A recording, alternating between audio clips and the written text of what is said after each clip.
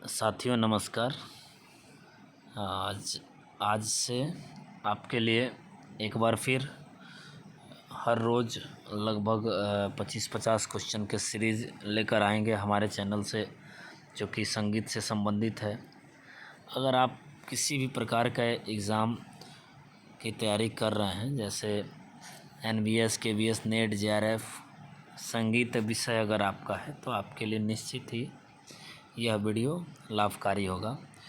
तो समय व्यर्थ न करते हुए आइए हम लोग क्वेश्चन को शुरू करते हैं। पहला जो हमारा क्वेश्चन, निम्नलिखित में से कौन महिला ऐसी हैं जो तबला वादक है? तो इसका सही आंसर है वो योग माया। योग माया जो है वह तबला वादक हैं। अगला प्रश्न, महमूद धौलपुरी किस वाद्य यंत्र के कलाकार हैं? साथियों आप सभी को पता होगा, हारमोनियम के कलाकार हैं महमूद धौलपुरी। साथियों आप जो संगीत से रिलेटेड जितने ये क्वेश्चन हैं, ये काफ़ी इम्पोर्टेंट हैं आपके एग्ज़ाम के लिए। अगला जो प्रश्न है, जयराम लाल गुड़ी अय्यर किस वाद्य को बजाते हैं? तो ये मृदंग बजाते हैं। जयराम लाल गुड़ी अय्यर मृदंग बजाते हैं। संगीत में काल, समय नापने की क्रिया को क्या कहा जाता है? तो सही आंसर होगा ताल है, जिससे कि संगीत में काल को मापा जाता है। मार्ग ताल कितनी मानी गई हैं? तो 5 हैं। मार्ग तालें 5 मानी गई हैं। अगला जो प्रश्न है, देसी ताल, तो देसी ताल 3। तो मार्ग ताल हो गई आपके 5 और देसी ताल हो गए 3। मार्ग ताल 5 हो गए और देसी हो गए 3। अगला जो प्रश्न है, संगीत रत्नाकर में कितने तालों का वर्णन है? साथियों संगीत रत्नाकर में हम बात करें तो ये 120 तालों का वर्णन है जो संगीत रत्नाकर में दिया गया है।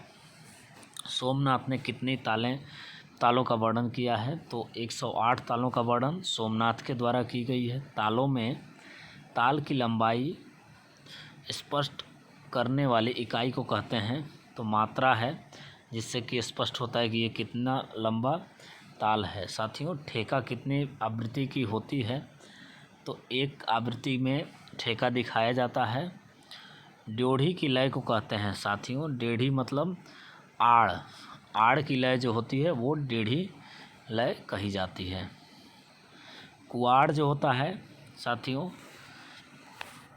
सवाई की लय हो जाती है। ड्योढ़ी की लय आड़ होती है और जो कुआड़ होता है वह सवा क्या होता है। और वहीं पर अगर हम बात कर लें पौने गुण की, तो वो होते हैं बियाड़। ठीक है। अगला जो हमारा प्रश्न है साथियों, जिस स्थान से ताल का ठेका शुरू हो उसे क्या कहते हैं? प्रश्न काफ़ी इजी है। जिस स्थान से ताल का ठेका शुरू हो उसे सम कहते हैं।